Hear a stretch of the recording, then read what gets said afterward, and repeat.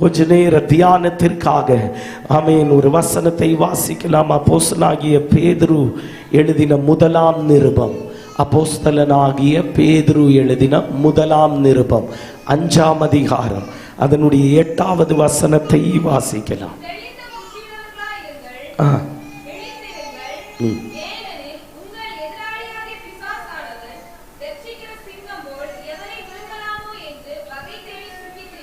ஆமென். ஸ்தோத்திரம். கரம் உயர்த்தி ஒரு விசை கூட ஆண்டவரை மகிமைப்படுத்துவோம். ஹல்லேலூயா. ஸ்தோத்திரம். நமக்கு எல்லாருக்கும் தெரிந்த ஒரு வேத வசனம். பலமுறை இதிலிருந்து கர்த்தருடைய தாசர்கள் பிரசங்கித்து நீங்கள் கேட்டிருக்கிற நமக்கு பழக்கப்பட்ட ஒரு வசனம்.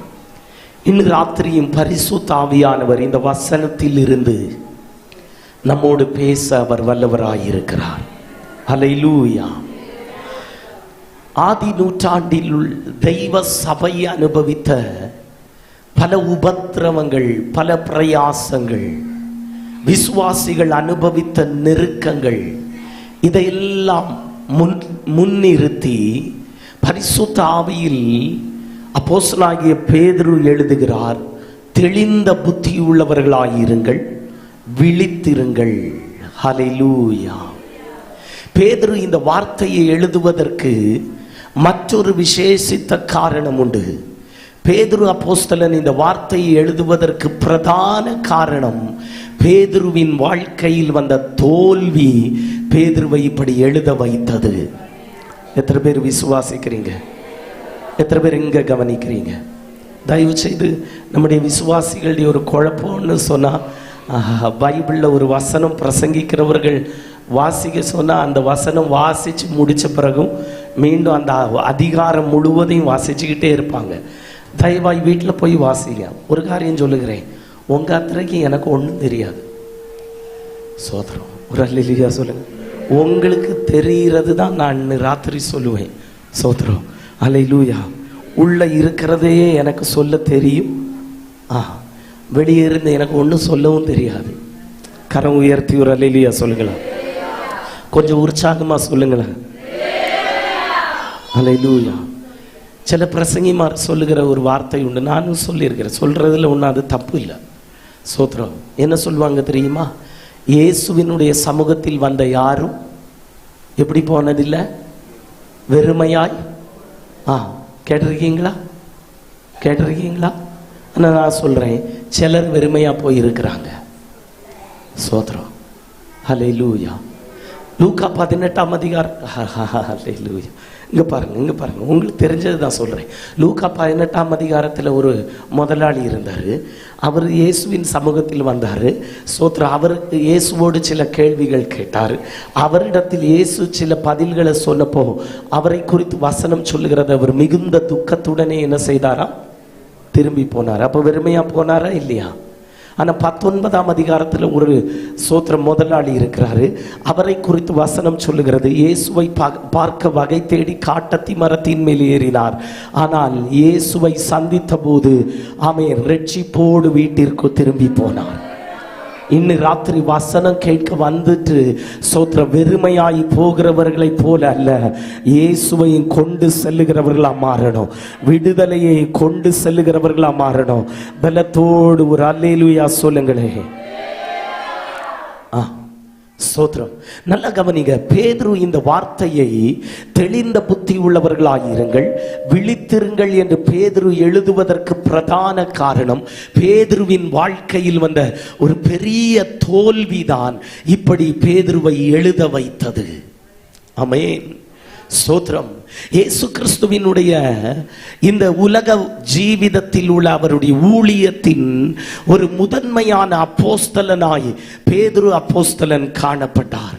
இந்த பேதுரு இயேசுவோடு 3.5 வருஷ காலம் ஊழியத்தில் இருந்தாலும் இயேசுவோடு கூட இருந்த பேதுருவின் வாழ்க்கையில் பல நேரங்களில் பல தோல்விகள் வெளிப்பட ஆரம்பித்தது. இயேசு முதலாவது பேதுருவை சந்திக்கும் போதும் ஆமென் சோத்திரம் ஒரு தோல்வியில் பேதுரு இருக்கிறதை வேத வசனம் நமக்கு தெளிவுபடுத்துகிறது. ஒன்றும் ராத்திரி முழுவதும் சோத்திரம் ஆமென் பிரயாசப்பட்டும் ஒன்றும் அகப்படாமல் வெறும் வலையை அலசி கொண்டு கொண்டிருக்கிற ஒரு பேதுருவை நமக்கு பார்க்க முடியும். இயேசுவோடு கூட ஆமென் ஸ்தோத்திரம் வந்த இந்த பேதுரு பல நேரங்களில் தோல்வியை சந்திக்கிறதை நாம் பார்க்கிறோம். இயேசு சொல்லுகிறார், மனுஷகுமாரன் பாவிகளுடைய கையில் ஒப்புவிக்கப்படுகிற ஒரு நேரம் வரப்போகிறது.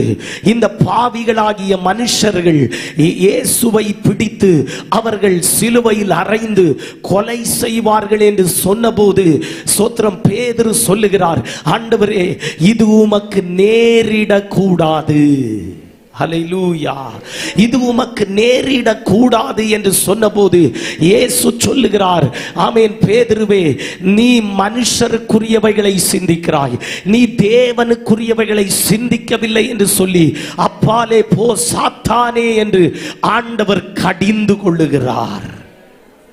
ஆமென்.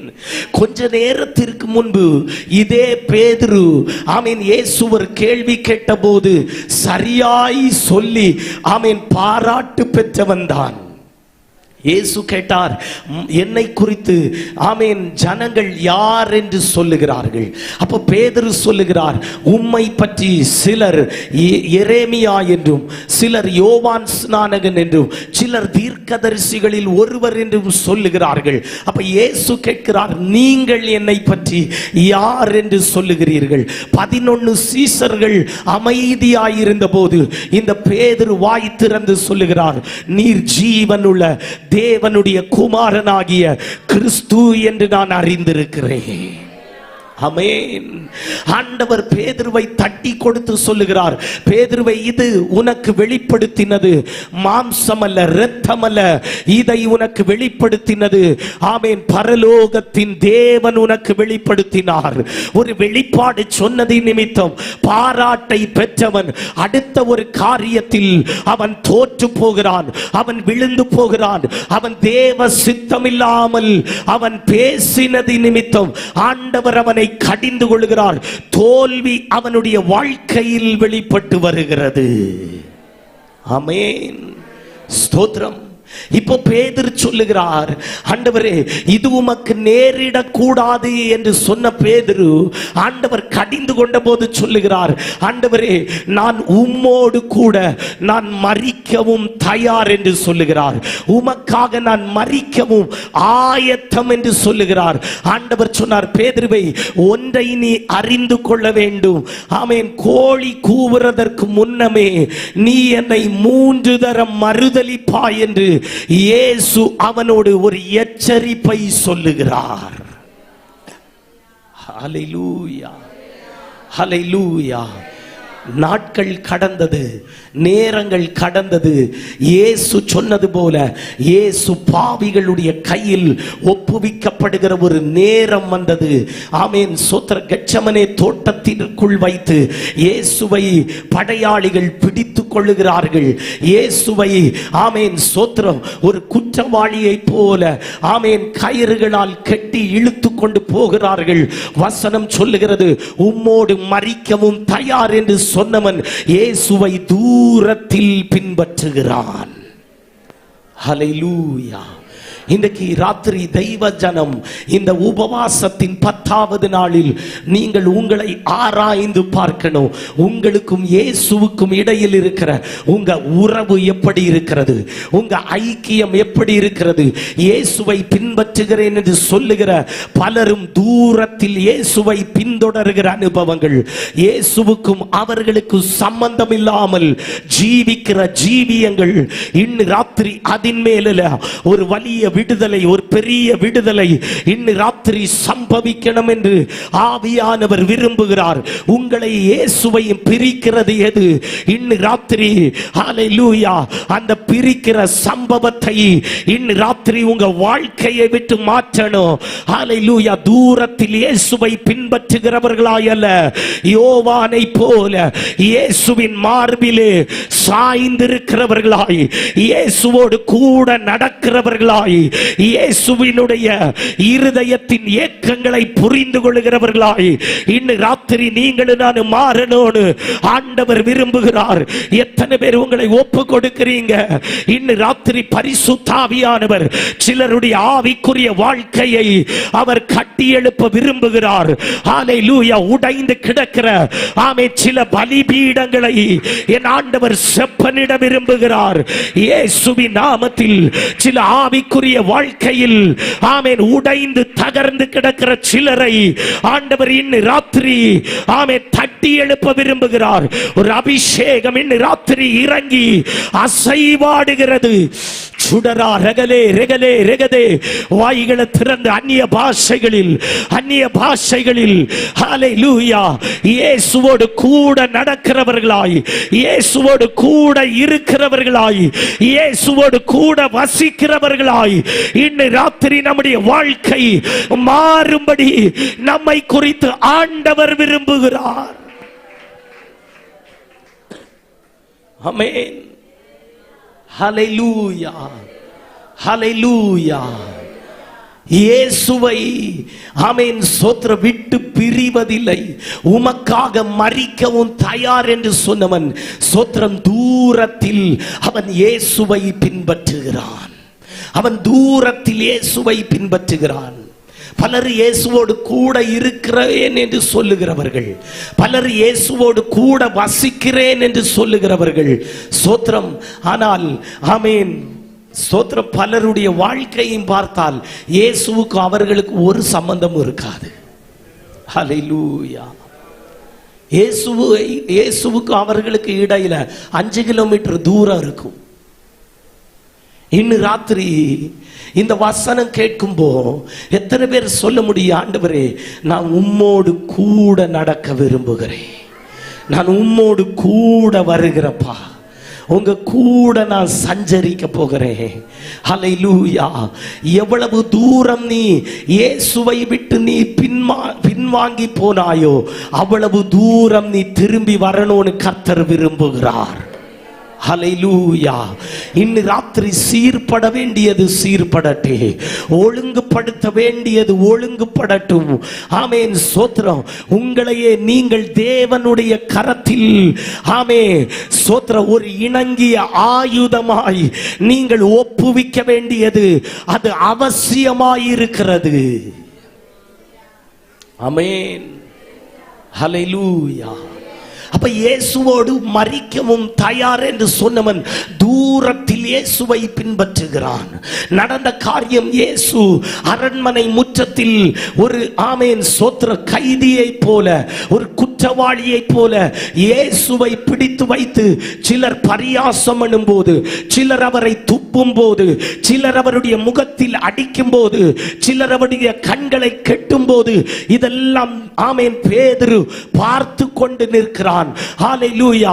சிலர் வந்து பேதுருவோடு கேட்கிறார்கள், நீயும் கலிலேயன் அல்லவா, நீயும் இயேசுவோடு கூட இருந்தவன் அல்லவா, நீயும் அவருடைய சீசர்களில் ஒருவன் அல்லவா என்று பேதுருவோடு கேட்டபோது சோத்திரம் இந்த பேதுரு சொல்லுகிறார், நான் இயேசுவை அறியேன், நான் இயேசுவை அறியேன், எனக்கும் இயேசுவுக்கும் எந்த சம்பந்தமும் இல்லை என்று இயேசுவை பேதுரு மறுதலித்து பேசுகிறான். ஹல்லேலூயா. நீங்க எங்க தானே இருக்கிறீங்க? நீங்க எங்க கவனிக்கிறீங்களா? சத்தமா ஒரு ஹல்லேலூயா சொல்லுங்க. ஹல்லேலூயா. சுடரபலக சந்தராரகஸ். ஆமென். சோத்ரம். நல்லா புரிஞ்சிடுங்க. அப்ப பேதுரு தன்னோடு கேட்ட கேள்விகளுக்கு இயேசுவோடு கூட நீ இருந்தவன் அல்லவா, நீ இயேசுவை பின்தொடர்ந்தவன் அல்லவா, நீ இயேசுவினுடைய சீஷன் அல்லவா என்று கேட்ட கேள்விகளுக்கு பேதுரு என்ன சொன்னார்? எனக்கு இயேசுவை தெரியாது. வசனம் தெளிவாய் சொல்லுகிறது, இயேசுவை தெரியாது என்று சொன்னது மட்டுமல்ல, வசனம் சொல்லுகிறது அவன் இயேசுவை சோத்திர தெரியாது என்று சொன்ன அந்த பொய்யை உண்மை என்று பலரும் நினைக்கத்தக்க அவன் இயேசுவை சபிக்கவும் சத்தியம் சத்தியம் பண்ணவும் ஆரம்பித்தான். ஹல்லேலூயா, ஆமென். அவன் இயேசுவை சபிக்கவும் சத்தியம் பண்ணவும் ஆரம்பித்தான். பலரும் அப்படிதான், பொய் சொன்னாலும் ஆதாரத்தோடு பொய் சொல்லுவாங்க. பார்த்திருக்கிறீங்களா? சொல்லுகிறது என்னதான் இருக்கும்? சொல்லுங்க செல்லுங்கக்கா, பொய் சொல்லுகிறது பொய். ஆனா அதை எப்படி சொல்லுவாங்க? பேதுரு என்ன தெரியுமா நினைச்சாரு? பொய்ய சொல்லிட்டா அதை பலரும் நம்பணும்னா இயேசுவை சபிக்கவும் சத்தியம் பண்ணவும் தொடங்கினான். சோத்திரம். தான் சொன்ன பொய்யை உண்மைன்னு நம்ப வைக்க பேதுரு எந்த ஆழத்திற்குள்ளும் போக தயாரானார். 3.5 வருஷம் இயேசுவோடு கூட இருந்த நாட்களை மறந்து, இயேசு தனக்கு செய்த நன்மைகளை மறந்து, இயேசு ஆமென் தன்னோடு சொன்ன வாக்குத்தத்தங்களை மறந்து, அந்த இயேசுவை ஹல்லேலூயா மறுதலித்த அந்த மறுதலிப்பின் வார்த்தைகளை உண்மை என்று சொல்லி ஹல்லேலூயா அதை உண்மையாக்குவதற்கு அவன் இயேசுவை சபிக்கவும் அவன் சத்தியம் பண்ணவும் தொடங்கினான். இப்போ சிலருக்கு புரியுது, ஏகதேசம் பேதுரு நம்மளை போலதான் இருந்திருக்கிறார் இல்லையோ? சோத்ரம். ஹல்லேலூயா. என்னதான் சத்தியம் பண்ணாலும், என்னதான் பொய் சொன்னாலும், என்னதான் சபித்தாலும் உண்மை ஒரு நாள் வெளிச்சத்தில் வெளிப்பட்டு வரும். ஹல்லேலூயா. சோத்ரம். யோசேப்பை ஆமென் சோத்திர குழியில் போட்ட சகோதரர்கள் கொன்று போடுவதற்கு அவர்கள் தயங்கல. ஆனால் அதே யோசேப்பை ஆண்டவர் அவர்களுடைய கையில் இருந்து விடுவித்து சோத்திரம் அவர்கள் யோசேப்பை கொல்வதற்கு போட்ட திட்டத்தை ஆண்டவர் மாற்றினதினால் யோசேப்பை மீதியானியர்களுடைய கைகளில் அவர்கள் விற்று போட்டார்கள். யோசேப்பை விற்று போட்ட சகோதரர்கள் இப்பொழுது தகப்பனிடத்தில் வந்து சொல்லுகிறார்கள், யோசேப்பினுடைய பலவர்ண அங்கியை உரிந்தெடுத்து அதை ஒரு மிருகத்தினுடைய இரத்தத்தில் ஆமென் சோத்திரம் நனைத்தெடுத்து அதை யாக்கோபு என்கிற தகப்பனிடத்தில் கொண்டு கொடுத்து சொல்லுகிறார்கள், பாரும் இது உம்முடைய குமாரனுடைய வஸ்திரம் தானா, பாரும் அவனை ஏதோ ஒரு துஷ்ட மிருகம் அது கீறி போட்டது, பீறி போட்டது.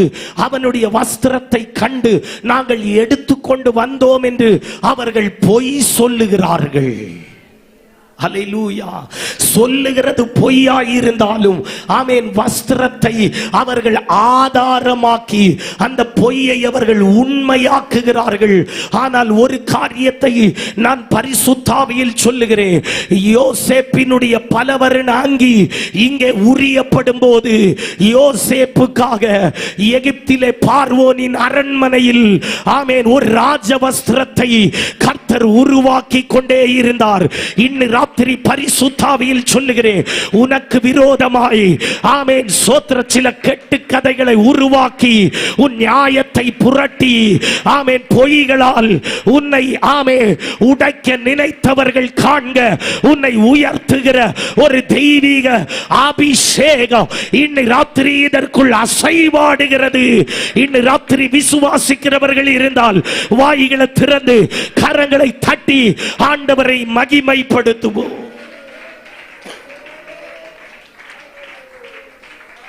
ஆமென், ஆமென், ஹல்லேலூயா. எந்த யோசேப்பின் சகோதரர்கள் ஹல்லேலூயா ஆமென் யோசேப்பு மரித்தான் என்று தங்களுடைய தகப்பனிடத்தில் வந்து அவர்கள் பொய் சொன்னார்களோ அதே வாய்களால் ஆண்டவர் திருப்பி சொல்ல வைத்தார், உம்முடைய குமாரன் உயிரோடு இருக்கிறான், அவன் எகிப்திலே மந்திரியாயிருக்கிறான். இன்று ராத்திரி என்னை கேட்கிற தெய்வ சபையே, தெய்வ ஜனமே, உனக்கு விரோதமாய் சொல்லப்பட்ட ஆமென் வார்த்தைகளை திருத்த திருத்தி குறிக்கிறவர் நாம் ஆராதிக்கிற தேவன். உனக்கு விரோதமாய் சொல்லப்பட்ட ஹல்லேலூயா விதி எழுத்துக்களை திருத்தி எழுதுகிறவர் நம்முடைய தேவன். உனக்கு விரோதமாய் ஆமென் சொல்லப்பட்ட எல்லா பொய்களையும் ஆமென் வெளிச்சத்தில் கொண்டு வருகிறவர் நம்முடைய தேவன். அவர் நீதியை பட்ட பகலை போல விளங்க பண்ணுகிற தேவன். இன்று ராத்திரி விசுவாசிக்கிறவர்கள் இருந்தால் வாய்களை திறந்து கரங்களை தட்டி சுடரபா லகத்தனா ரகசந்தரா ரிகலே ரிகலே ரிகதே. ஒரு அபிஷேகம் இன்று ராத்திரி அசைவாடுகிறது. ஒரு அபிஷேகம் இன்று ராத்திரி தொடுகிறது. இயேசுவின் நாமத்தில் உங்களுக்கு விரோதமாய், உங்க குடும்பங்களுக்கு விரோதமாய், உங்க எதிர்காலத்திற்கு விரோதமாய் ஆமென் எழுதப்பட்ட விதி எழுத்துகள் இன்று ராத்திரி உடையப்படுகிறது. இயேசுவின் நாமத்தில் ஒரு ஜெயம் வியாபரிக்கிறது. சுடரா ரகலே ரெகலே ரெகதே வைடகா ரக சந்தரா ரகசி.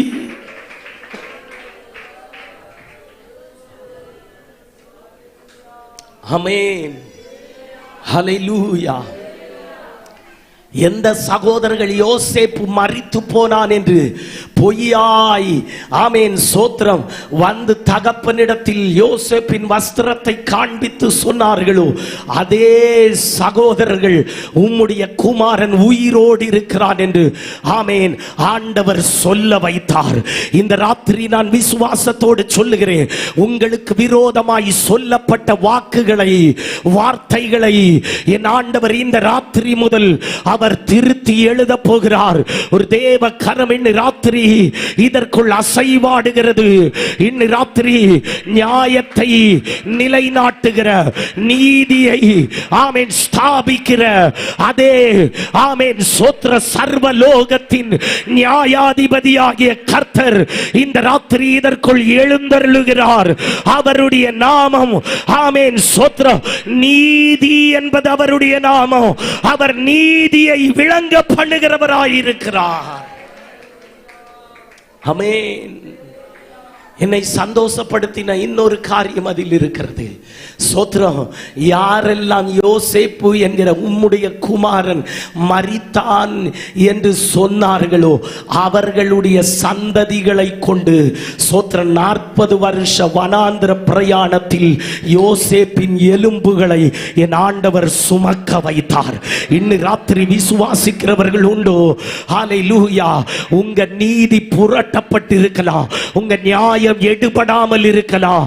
கர்த்தர் நியாயத்தை வெளியே கொண்டு வரும்போது ஹல்லேலூயா நீ நினைத்து பார்க்காத விடுதலைகள், நீ சிந்திக்காத ஆமென் நன்மைகள் உனக்காக கர்த்தர் இந்த ராத்திரி அவர் திறந்து தர அவர் வல்லவராயிருக்கிறார்.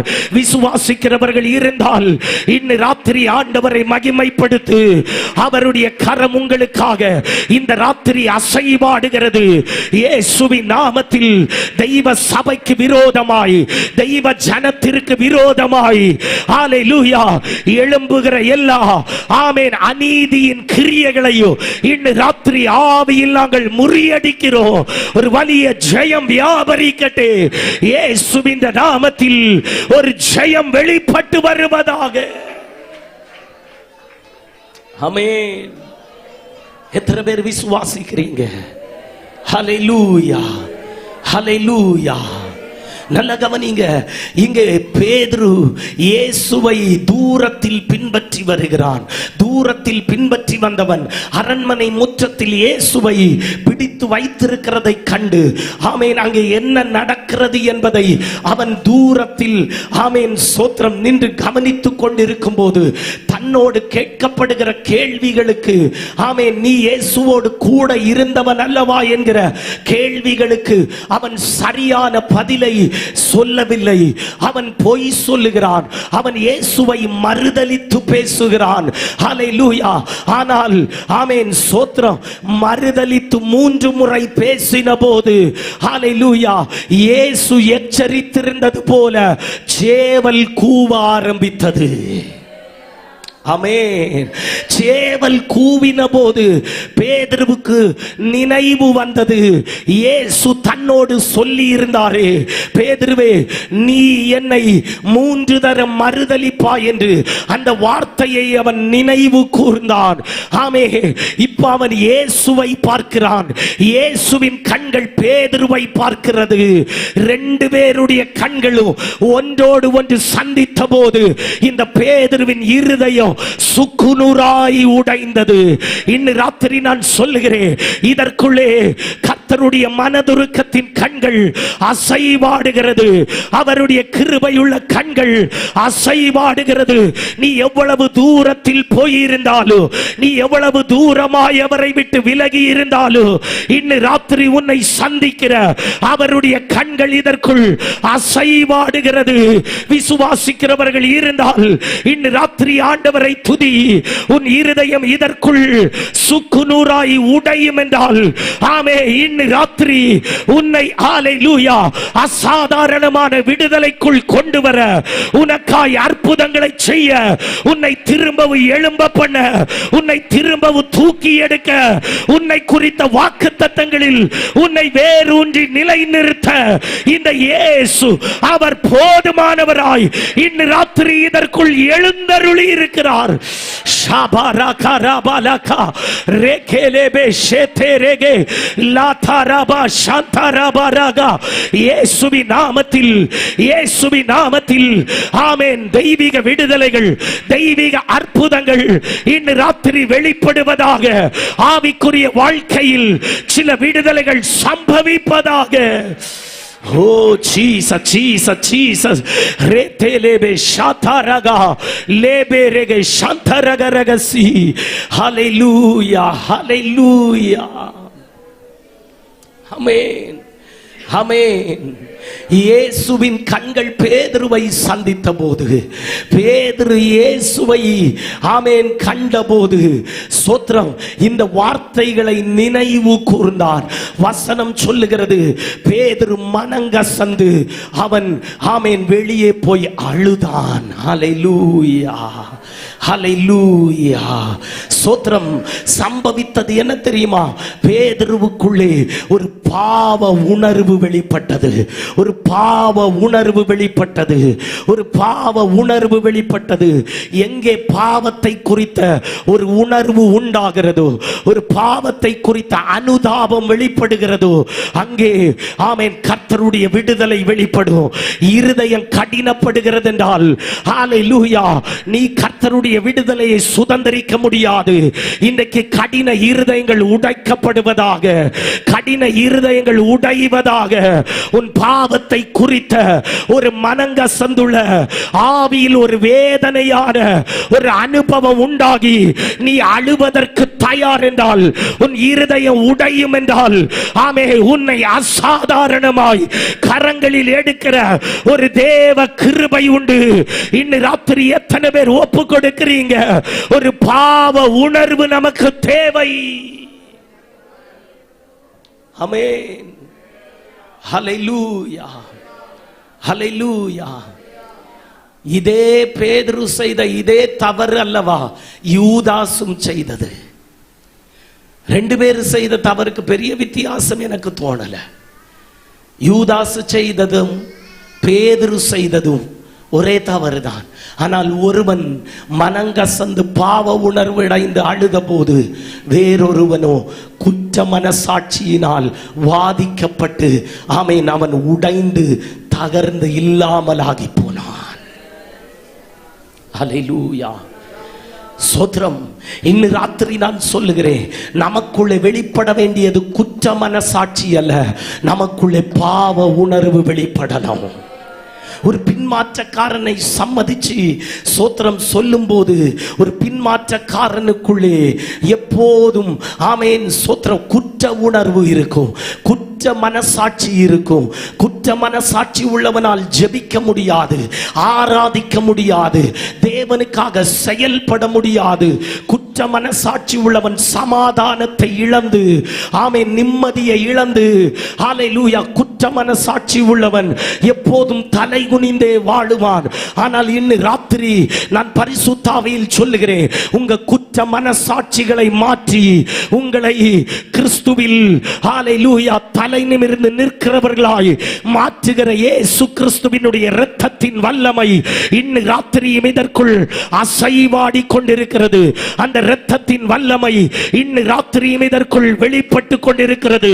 சிலரை பின்தொடர்கிற சில குற்ற மனசாட்சியினுடைய ஆதிபத்தியங்கள் சில குடும்ப வாழ்க்கையை கூட, ஆமென், சோத்திர உடைத்தெறிகிற சில குடும்ப வாழ்க்கைகளுக்குள்ளே முன்னேற முடியாதபடி குற்ற மனசாட்சிகளால் சிலரை வாதிக்கிற எல்லா வாதகதிகள் இயேசுவின் நாமத்தில் இன்று ராத்திரி ஆவியில் இப்போதே உடைந்து மாறுவதாக. அது விசுவாசிக்கிறவர்கள் மாத்திரம் வாய்களை திறந்து இந்த விடுதலை தேவன் சொல்லுகிறவங்க மட்டும் இன்று ராத்திரி வாயை திறந்து, யோ ரதாலபா ஷேதேரேகே, இன்று ராத்திரி குற்ற மனசாட்சிகளுக்குள் ஜனத்தை அமிழ்த்தி வைக்கிற, வெளியே வர முடியாதபடி, ஜெயம் பெற முடியாதபடி, விடுதலை எடுக்க முடியாதபடி ஜனத்தை குற்ற மனசாட்சிக்குள்ளே ஆழ்த்தி வைக்கிற எல்லா இருளின் அதிகாரங்கள் இன்று ராத்திரி உடையப்படுவதாக. ஷாபாபாபா ரகாதானா ரேகேலே பேரேகே சுடரபலகசி. ஆமென், ஹல்லேலூயா. சிலர் நல்லா ஆராதிச்சு ஆவியில் அனல் கொண்டு வரும்போ சோத்திர திடீர்னு அவர்களுடைய, ஹல்லேலூயா, ஆராதனை நிற்கும். அவர்களுடைய சோத்திர ஆவியில், ஹல்லேலூயா, அப்படியே டவுன் ஆவாங்க. ஹல்லேலூயா. ஏன் தெரியுமா? சிலர், ஆமென், சோத்திர குற்ற மனசாட்சிகளால் பிசாசு, ஹல்லேலூயா, உடைக்க பார்க்கிறதினால், சிலரை குற்ற மனசாட்சிகள் கொண்டுட்டு சிலரை அவன் ஞாபகப்படுத்துகிறதினால் இன்று ராத்திரி பரிசுத்த ஆவியில் சோத்திர அதை ஜெயம் எடுக்கிறவர்களாய் நாம் மாறணும். சிலருக்கு உள்ள இனம் புரியாத சில கவலைகள், சில ஆமென், சோத்திர கஷ்டங்கள், சிலருக்கு இனம் புரியாத சில துக்கங்கள், ஏன் தெரியுமா? இதெல்லாம் குற்ற மனசாட்சியிலிருந்து வெளிப்படுகிறது. இன்று ராத்திரி அதை பரிசுத்த ஆவியானவர் வெட்ட விரும்புகிறார். அதின் மேல் ஜெயத்தை கர்த்தர் தர விரும்புகிறார். எத்தனை பேர் என்னோடு சேர்ந்து விசுவாசிக்கிறீங்க? ஹல்லேலூயா, ஹல்லேலூயா. ஆண்டில் ஒரு முறைதான், ஆமென், மகா பிரதான ஆசாரியன் சோத்திரம் அந்த மகா பரிசுத்த ஸ்தலத்திற்குள்ளே இரத்தத்தோடு கடந்து போய் அவன் சோத்திரம் அந்த கிருபாசனத்தில், அந்த உடன்படிக்கை பெட்டியில் அந்த இயேசு, அந்த ஆட்டுக்குட்டியின் இரத்தத்தை அவன் தெளிப்பான். ஹல்லேலூயா. ஆனால் நாமோ ஸ்தோத்திரம், ஹல்லேலூயா, தெளிக்கப்பட்ட இரத்தத்தின் இடத்தில் சதா காலமும் தெளிக்கப்படுகிற இரத்தத்தின் கீழ் வந்திருக்கிறோம். ஆமென், ஸ்தோத்திரம். நம்முடைய குற்ற மனசாட்சியை மாற்றி செத்த கிரியைகளுக்கு நம்மை நீங்களாக்கி பிதாவாகிய தேவனுக்கு முன்பாக, ஆமென், ஜீவ பலியாய் ஊழியம் செய்வதற்கு நம்மை தகுதிப்படுத்துகிற அந்த ஆட்டுக்குட்டியானவராகிய இயேசுவின் இரத்தத்தின் தெளிக்கப்படுகிற அனுபவத்திற்குள் நாம் வந்திருக்கிறோம். இனி நீ குற்ற மனசாட்சியோடு நீ போராட தேவையில்லை. இனி நீ குற்ற மனசாட்சிக்கு முன்பில் நீ தோற்று போக தேவையில்லை. இன்று ராத்திரி விசுவாசிக்கிறவர்கள் உண்டோ? உன்னை விடுவிக்கிற ஒரு தெய்வீக இரத்தத்தின் மகத்துவம், தெய்வீக இரத்தத்தின் வல்லமை, இயேசு கிறிஸ்துவின் இரத்தத்தின் வல்லமை இன்று ராத்திரி இதற்குள் வெளிப்பட்டு நிற்கிறது.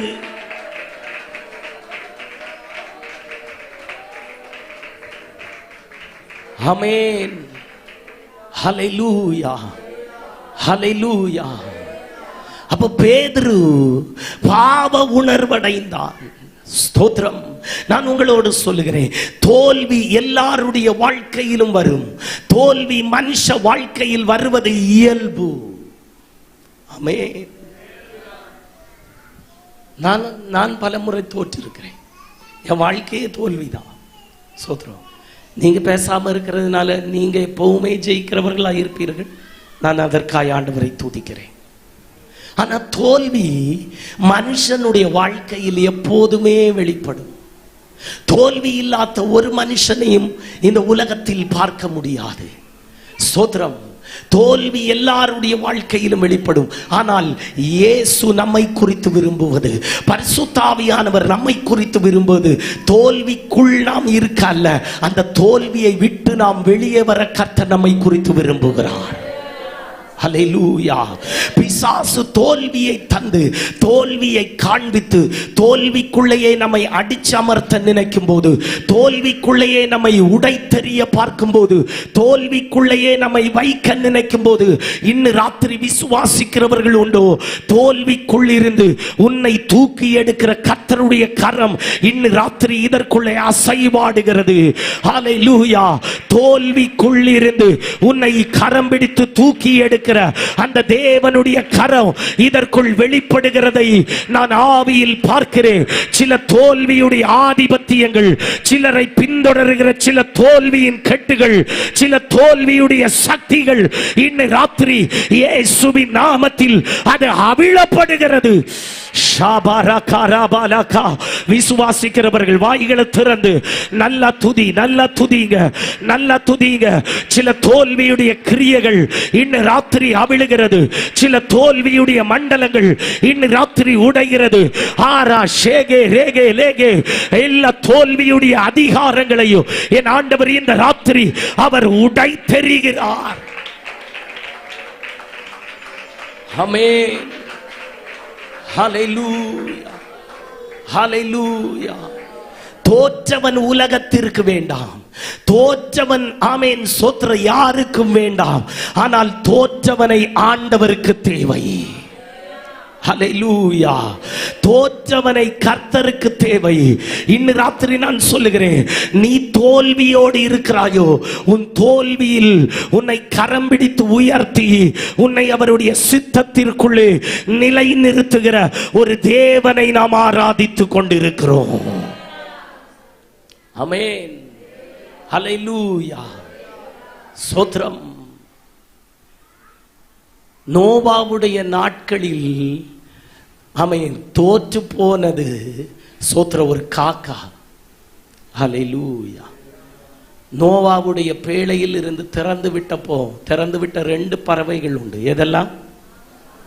வேற ஒண்ணு தோற்று போனது எது? ஸ்தோத்திரம். ஆண்டவர் தள்ளல.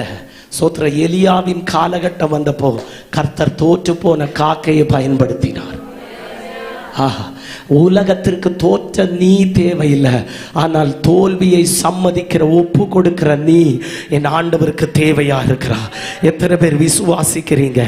எத்தனை பேர் விசுவாசிக்கிறீங்க? இன்று ராத்திரி முதல் தோல்வியுடைய சரித்திரங்களை கர்த்தர் மாற்றி ஒரு ஜெயத்தை பரிசுத்த ஆவியானவர் கட்டளையிட போகிறார். தோல்வியுடைய சரித்திரத்தை ஆவியானவர் மாற்ற போகிறார். இதா ஒரு ஜெயம் வெளிப்பட்டு வருகிறது. இதா ஒரு அற்புதம் வெளிப்பட்டு வருகிறது. தோல்விகளை ஜெயமாய் மாற்றுகிற கர்த்தருடைய மகத்துவம் உள்ள கரம் இன்று ராத்திரியும் இதற்குள் அசைவாடுகிறது. ஒரு அபிஷேகம் இன்று ராத்திரியும் ஆமே சிலரை தொடுகிறது. இயேசுவின் நாமத்தில் எல்லா தோல்விகள், அந்த தோல்விகளுக்கு பின்னில் கிடக்கிற எல்லா ஆமேன் சாத்தானிய அதிகாரங்கள் இன்று ராத்திரி உடையப்படுவதாக. ஓ ஜீசஸ். ஹல்லேலூயா. ஹல்லேலூயா. இதே கன்னியாகுமரி மாவட்டத்தில் மயிலாடி என்கிற கிராமத்தில் ஒரு சிஎஸ்ஐ குடும்பத்தில் பிறந்தவன் நான். சோத்திரம். 14வது வயசுல என்னுடைய அம்மையை சோத்திர இழக்க நேர்ந்தது. எங்க அம்மா இந்த உலகத்தை விட்டு விடை வாங்கினார்கள். சோத்திரம். எங்க அம்மா இறந்த பிறகு சிஎஸ்ஐ காரனா எங்க அப்பா இருந்தாலும் சோத்திர என் பேர்ல ஜாதகம் எழுதி இருந்தார். ஜாதகத்தை கொண்டு ஜாதகக்காரன் கொடுத்து கேட்டப்போ ஜாதகக்காரன் சொன்னா, சோத்திர இந்த பிள்ளை உயிரோடு இருக்கிறது. இந்த பிள்ளை உயிரோடு இருந்தா தள்ள உயிரோடு இருக்காது, அதுதான் ஜாதகத்தின் விதி என்று சோத்ர. அன்று முதல் எங்க அப்பா எனக்கு சொன்ன பேரு, நீ ஒரு சாபம், நீ சபிக்கப்பட்டவன், நீ இந்த பூமிக்கு பாரமாய் இருக்கிறாய். அதுக்கு மேல அவர் சொன்ன வார்த்தைகள் ஒன்று எனக்கு இங்க சொல்ல முடியாது. நான் சொல்லுகிறேன், சபிக்கப்பட்டவன் என்று. ஹல்லேலூயா. பட்டம் கட்டப்பட்ட என்னை, ஹல்லேலூயா, தோல்வியின் ஆழங்களுக்குள் இருந்த என்னை கர்த்தர் ஜெயத்தோடு வெளியே கொண்டு வந்தார். ஹல்லேலூயா. சோத்திரம். 14வது வயசில் எங்க அம்மா, ஆமேன், சோத்திரம், மரித்தார்கள். 17வது வயசில் வீடு விட்டு வெளியே இறங்க வேண்டிய சூழ்நிலை வந்தது. ஆமேன். மயிலாடி தெரு திண்ணைகளிலே, ஆமேன், ஸ்கூல் திண்ணையிலே படுத்துறங்கின காலங்கள் என்னுடைய வாழ்க்கையில் இருந்தது. ஒருவேளை சாப்பாட்டுக்கு கூட கையேந்திய நிலைமைகள் என் வாழ்க்கையில் வந்தது.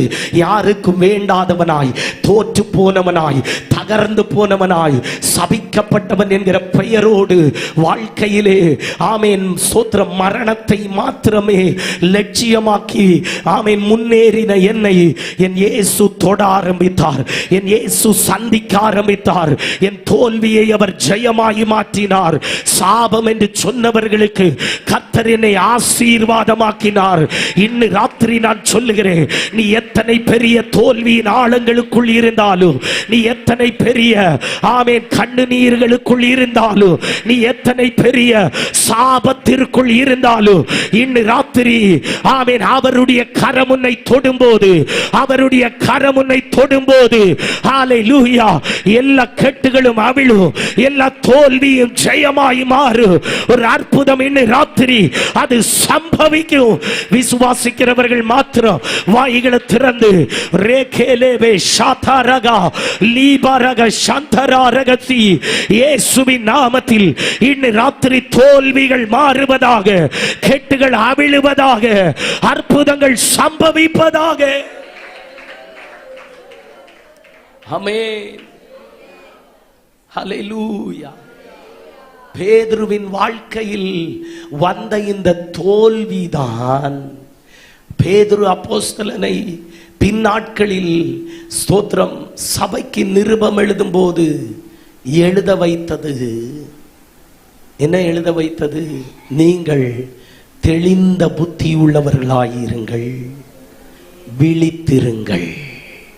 ஹல்லேலூயா. சேர்ந்து பக்கத்தில் உள்ளவங்களுக்கு கை கொடுத்து சொல்லுங்க, தெளிந்த புத்தி உள்ளவர்களாயிருங்கள்,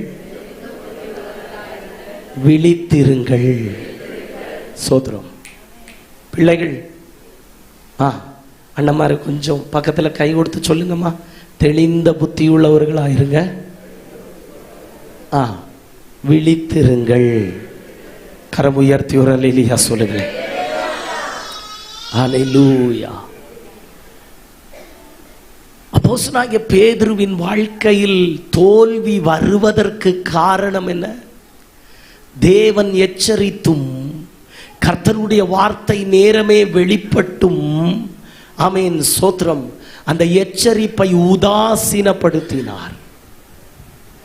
அதை குறித்து, ஸ்தோத்திரம், எச்சரிப்பு இல்லாமல், கவனம் இல்லாமல், ஸ்தோத்திரம், அவர் இருந்ததினால் அந்த தோல்வி அவருக்கு நேரிட்டது. ஆகவே ஆண்டவர் தன்னை அதிகாரப்படுத்தி, தன்மேல் அபிஷேகத்தை ஊற்றி, தன்னை, ஆமேன், சோத்திர, ஊழியத்தில் பயன்படுத்துகிற அந்த காலகட்டம் வந்தபோது, சபைக்கு அவர் நிருபத்தை எழுதும் போது பரிசுத்த ஆவியானவர் எழுத வைக்கிறார், தெளிந்த புத்தி உள்ளவர்களாயிருங்கள், விழித்திருங்கள். ஆமென். இன்று ராத்திரி தெய்வ சபையே, தெய்வ ஜனமே, வாக்குத்தத்தம் உங்களுக்கு உண்டு. ஸ்தோத்திரம். உங்களுக்கு, ஆமென், தேவனுடைய வார்த்தை உண்டு, அபிஷேகம் உண்டு. அப்படிப்பட்ட நீங்கள் தான் தெளிந்த புத்தி உள்ளவர்களாய் இருக்கணும். காரணம், நாம் வாக்குத்தத்தத்தை சுதந்திரிக்க கூடாதபடி, நாம் ஆசீர்வாதத்தை அனுபவிக்க கூடாதபடி, நாம் நித்தியத்தை ஆமென் சோத்திரம் சுதந்திரமாக்க கூடாதபடி, நம்மை தகர்த்தெறிவதற்கு நமக்கு விரோதமாய் பதிவிருக்கிற, நமக்கு விரோதமாய் செயல்படுகிற சில துஷ்ட அதிகாரங்கள் உண்டு. அதை ஆவியில் இனங்கண்டு கொண்டு அதை ஜெயம் எடுக்கதான் ஒவ்வொரு தெய்வ ஜனத்திற்கும் ஒரு தெளிந்த புத்தி தேவையாயிருக்கிறது. ஆமென், ஹல்லேலூயா. கேரளாவில் சில ஊழியக்காரர்கள் சொல்லுகிற ஒரு வார்த்தை உண்டு. அது தப்பு இல்லை, அது தப்பு இல்லை. சொல்லுகிற வார்த்தை என்ன தெரியுமா? உன் மேல வாக்குத்தத்தம் உண்டோ? அவங்க ஸ்டைல்லே சொல்றேன், தப்பா எடுத்துறாதுங்க. உன் மேல வாக்குத்தத்தம் இருந்தா உன் மேல பாண்டிலாரி ஏறி இறங்கினாலும் நீ சாக மாட்டா. அல்லேலூயா, சோத்ரம். ஆனா ஒரு காரியம் புரிஞ்சுக்கணும், வாக்குத்தத்தம் உள்ளவனுக்கு விரோதமாக தான் சோத்ரம் பல நேரங்கள்ல சத்துரு கண்ணிகளை ஆயத்தப்படுத்துகிறான். வாக்குத்தத்தம் உள்ளவர்களுக்கு விரோதமாக தான் சத்துரு வலைகளை ஆயத்தப்படுத்துகிறான். வாக்குத்தத்தம் உள்ளவனை உடைத்தெறிய அழித்து போடதான் சத்துரு ஆமென் சோத்திரம் பல முயற்சிகளை பண்ணுகிறான். ஆனால் வாக்குத்தத்தம் உள்ளவன் ஜெயாளியாய் நிலை நிற்கணுமோ அவன் தெளிந்த புத்தி உள்ளவனாய் இருக்கணும். சில வருஷங்களுக்கு முன்பு ஒரு ஊழியக்காரரோடு பேசி கொண்டிருக்கும்போ அவர் சொன்ன ஒரு வார்த்தை என் இருதயத்தில் தூண்டில் போட்டு இழுக்கிற மாதிரி இருந்து. அவர் என்ன தெரியுமா சொன்னார்? பாஸ்டர், நம்ம ஊழியம் செய்கிறவர்கள், ஊழியம் செய்கிற நம்ம கவனமா இருக்கணும்னு சொன்னார். ஆமென். அதோடு அவர் விடல. அவர் சொன்னார், பாஸ்டர், நம்ம இந்த ரோட்டை கிராஸ் பண்ணணும்னாலும் நம்ம பார்த்து கவனத்தோடு கிராஸ் பண்ணணும். அல்லேலூயா. உங்க மேலும் என் மேலும் கிடக்கிற வாக்குத்தத்தங்களை சோத்திரம் நிறைவேற அனுமதியாதபடி நமக்கு விரோதமாய் சவால் விடுகிற, நமக்கு விரோதமாய் ஆமென் வெளிப்படுகிற துஷ்ட அதிகாரங்கள் உண்டு, சவால்கள் உண்டு. இவைகளை எல்லாம் ஜெயிக்கணுமோ ஒரு தெளிந்த புத்தி தேவ பிள்ளை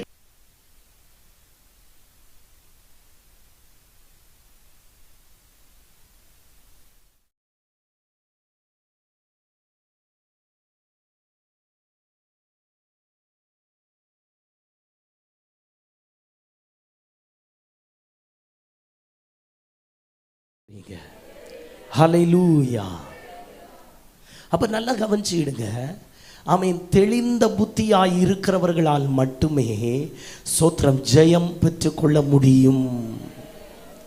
மானை குறித்து பைபிள் சொல்லுது. மான் சோத்திரம். இந்த மானை நீங்க எத்தனை பேர் பார்த்துருக்கிறீங்கன்னு எனக்கு தெரியல. இந்த மான் தண்ணீர் குடிக்கிறத நீங்க பார்த்துருக்கிறீங்களா? சில காரியம் நம்ம நேரடியாய் பார்க்காட்டாலும் நம்முடைய புத்தியில ஆண்டவர் ஆமென் அதை குறித்து சிந்திக்கிற கிருபையை தந்திருக்கிறார். ஒரு அல்லேலூயா சொல்லுங்களேன். அல்லேலூயா. இந்த மானை பார்த்தீங்கன்னா, இந்த மான் தண்ணீர் குடிக்கும்போ சோத்திரம் இதனுடைய கண்கள் எப்பவும் சுற்றி சுற்றி சுழன்று வரும். அது இடதும் வலதும் பார்த்து கவனத்தோடு தான் தண்ணீர் குடிக்கும். அல்லேலூயா. காரணம், தன்னை துரத்தி வருகிற அல்லது தன்னை தாக்க வருகிற துஷ்ட மிருகங்கள் எங்கேயோ பதிவிருக்கிறது என்பதை அது கவனத்தில் வைத்து அது தெளிந்த புத்தியோடு தன் காரியங்களை செய்யும். இதுபோலதான் ஒரு ஆவிக்குரியவன் தெளிந்த புத்தியோடு முன்னேறணும். தெளிந்த புத்தியோடு அவன் செயல்படும் போதுதான் சத்ருவான பிசாசு ஆயத்தப்படுத்துகிற கண்ணிகளுக்கு ஆமென் தப்பித்து கொள்ள முடியும். ஹல்லேலூயா, ஹல்லேலூயா, ஜீசஸ், ஆமென், ஸ்தோத்திரம். தெளிந்த புத்தியினுடைய அடையாளம் என்ன தெரியுமா? ஒரு தெளிந்த புத்தியாய் நாம் இருக்கிறதினுடைய அடையாளம் என்ன தெரியுமா? நாம் சாத்தானினுடைய திட்டங்களை நாம் இனங்கண்டு கொள்ளுவோம், அடையாளம் கண்டு கொள்ளுவோம். பழைய ஏற்பாட்டிலே சிம்சோன் திம்னாத்துக்கு போகிற வழியே ஒரு திராட்சை தோட்டத்தின் வழியாக சிம்சோன் திம்னாத்துக்கு கடந்து போகிறார். திராட்சை தோட்டத்தின் வழியாய் போகிறான். ஆமென், ஸ்தோத்திரம். ஆனால் வசனம் சொல்லுகிறது, சிம்சோனுக்கு எதிராக ஒரு பால சிங்கம், ஸ்தோத்திரம், எதிராக வெளிப்பட்டது. சிம்சோனுக்கு விரோதமா என்ன வெளிப்பட்டது? சத்தமா சொல்லுங்க, கொஞ்சம் கூட சத்தமா. பாலசிங்கம் வெளிப்பட்டது. சாதாரணமாய் திராட்சை தோட்டத்திற்குள் என்ன இருக்கும் தெரியுமா? நரிகள் இருக்கும். திராட்சை தோட்டத்திற்குள் குழி நரியும் சிறு நரியும் தான் பதிவிருக்கும். ஆனால் இங்கே சிம்சோன் திராட்சை தோட்டத்தின் வழியாகி போன போது வெளிப்பட்டது பாலசிங்கம் வெளிப்பட்டது. இந்த பாலசிங்கத்தை, ஆமென், சிம்சோன் ஸ்தோத்திரம், ஒரு ஆட்டுக்குட்டியை அடித்து கிழித்தெறிகிறது போல அதை ஜெயித்தான். ஒரு ஆமென் சொல்லுவோமே.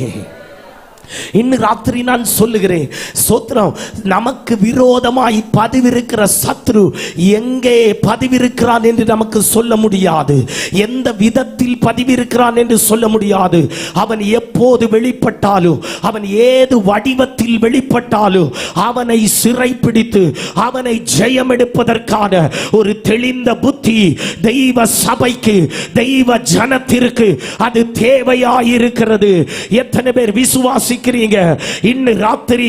ஆமே, தெய்வ சபையே, தெய்வ ஜனமே, தெளிந்த புத்தியோடு ஆமே நீ முன்னேறணும்னு பரிசுத்த ஆவியானவர் விரும்புகிறார். ஆமென், ஹல்லேலூயா. புதிய ஏற்பாட்டிலே மக்கதோனியாவின் மண்ணில் பவுலும் சீலாவும் ஆண்டவருடைய ஊழியத்திற்காக போயிருக்கும் போது அவர்கள் ஒரு இடத்திலே போய் வழக்கமாய் ஜெபிக்கிறது உண்டு. ஒரு இடத்திலே ஒரு குறிப்பிட்ட நேரத்திலே அவர் வழக்கமாய் அவர்கள் போய் ஜெபிக்கிறது உண்டு. இவர்கள் இப்படி போகிற போது சோத்திர குறி சொல்லுகிற ஆவியை உடைய ஒரு ஸ்திரீயை குறித்து சொல்லி இருக்கிறது. அவளை பற்றி என்ன சொல்லப்படுகிறது? அவள் அவர்களுக்கு எதிர்பட்டு வந்தாள். எதிர்பட்டு வந்தவள் சோத்திர கொஞ்ச நேரம் கழிந்த போது அவர்களை பின்தொடர்ந்தாள். ஹல்லேலூயா. சத்ரு முதல்ல எதிர்பட்டு வருவான், அதன் பின்பு பின்தொடருவான். அங்கேதான் தெய்வ ஜனம் தெளிந்த புத்தி உள்ளவர்களாய் அவர்கள் ஆமென் செயல்பட வேண்டியது அவசியமாயிருக்கிறது. ஆமென். எதிர்படும் போதும் பின்தொடரும் போதும் சிலதினை ஆவியில் புரிந்து கொண்டு அதை ஜெயம் எடுக்கிற தெய்வ கிருபை இன்று ராத்திரி தெய்வ சபைக்கு அவசியமாயிருக்கிறது. ஹல்லேலூயா, ஹல்லேலூயா, ஸ்தோத்திரம். ஆமென், ஹல்லேலூயா, ஸ்தோத்திரம். நல்ல புரிந்து கொள்ளுங்கள், எதிர்படும் போதும் பின்தொடரும் போதும் சாத்தானிய சக்திகளை ஜெயிப்பதற்கு ஒரு அசாதாரண தெய்வ கிருபை நமக்கு அவசியமாயிருக்கிறது. அது தெளிந்த புத்தியோடு தெய்வ சந்நிதியில் நிலைநிற்கும் போதுதான் இப்படிப்பட்ட சாத்தானின் தந்திரங்களை நமக்கு ஜெயம் எடுக்க முடியும். வசனம் சொல்லுகிறது, ஆமென், எதிர்பட்டவள் பின்தொடர்ந்தவள் ஒரு வார்த்தை கூட சொல்லுகிறாள். என்ன சொல்லுகிறாள் தெரியுமா? இவர்கள் ஆமென் உன்னதமான தேவனுடைய தாசர்கள், இவர்கள் இரட்சிப்பின் வழியை நமக்கு போதிக்கிறவர்கள். ஆமென். நான் நினைக்கிறேன் உங்க யாருக்கும் இங்க கவனம் இல்லைன்னு நான் நினைக்கிறேன். நான் சொல்றேன், வசனத்தை இப்படி ஒரு காலம் அலட்சியம் பண்ணாதுங்க. வசனத்தை இப்படி நீங்க ஒரு காலம் என்ன செய்யாதுங்க. வசனத்தை கனம் பண்ணுகிறது கர்த்தரை கனம் பண்ணுகிறதற்கு சமம். தீர்க்க தரிசனம் கர்த்தர் அல்ல, சுகமளிக்கிற வரம் கர்த்தர்னு வசனம் சொல்லல. ஆனா வசனம் யாராயிருக்கிறது? ஹலோ, வசனம் எதுவாயிருக்கிறது? வசனம் தான் கர்த்தர்னு வசனம் சொல்லுது. ஹல்லேலூயா, ஹல்லேலூயா. ஹாரபா சாந்தராரஸ் சூடரபலஸ். ஹல்லேலூயா.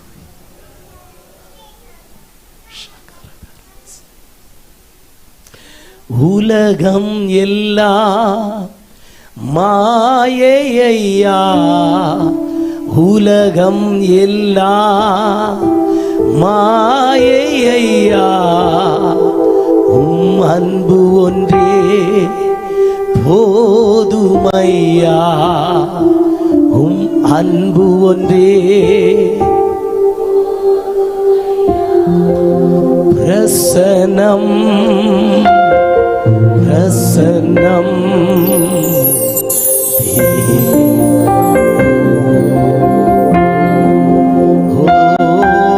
பிரசன்னம்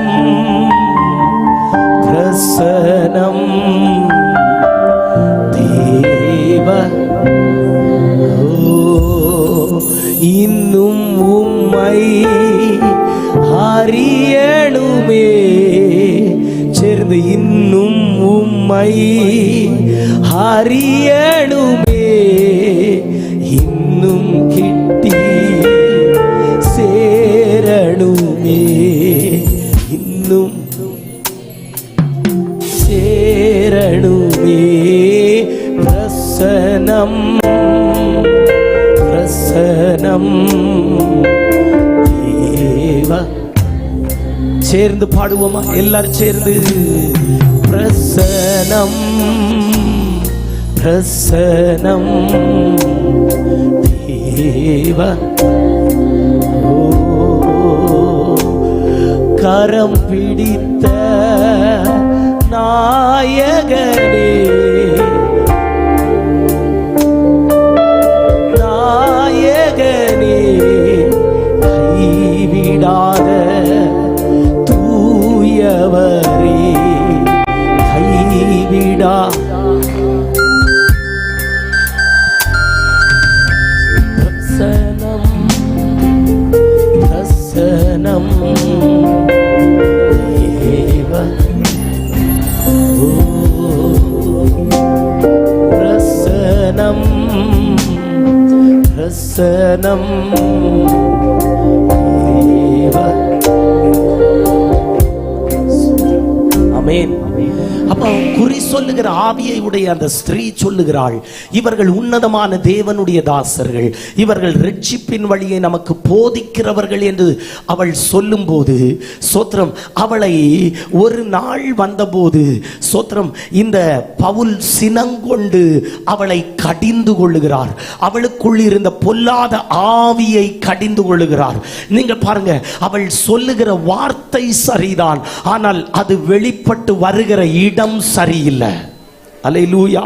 அந்த வார்த்தை சரியாயிருந்தாலும் அது எங்கே இருந்து வெளிப்படுகிறது என்பதை பவுல் ஆவியில் தெளிந்த புத்தியோடு அவர் நிதானித்து அறிந்து கொண்டார். தெய்வ சபையே, இன்று ராத்திரி ஆமென், சில ஆவிகளை பகுத்தறிகிற, இயேசபேலிய அதிகாரங்களை பகுத்தறிகிற, குடும்பங்களுக்கு விரோதமாய் ஆமென், व्यक्तिகளுக்கு நபர்களுக்கு விரோதமாய் வெளிப்படுகிற சில மண்டலங்களை ஆவியில் நிதானிக்கிற ஒரு தெளிந்த புத்தி தெய்வ சபைக்கு தேவையாயிருக்கிறது. ஆமென். ஹல்லேலூயா ஹல்லேலூயா. எப்படி தெளிந்த புத்தி உள்ளவர்களாய் நாம் மாற முடியும்? சோத்ரா, அதை குறித்து அப்போஸ்தலனாகிய பேதுரு என்ன சொல்லுகிறார்? வாசிங்க. 1 பேதுரு 1ஆம் அதிகாரம் 13வது வசனம். 1 பேதுரு 1:13. ஆகையால் நீங்கள் உங்கள் மனதின் அறையை கட்டி கொண்டு போதும். இங்கே என்ன சொல்லுகிறார் பேதுரு? நீங்கள் தெளிந்த புத்தி உள்ளவர்களாய் மாற வேண்டும் என்றால், ஆகையால் நீங்கள் உங்கள் மனதின் அறையை கட்டி கொண்டு தெளிந்த புத்தி உள்ளவர்களாய் இருந்து.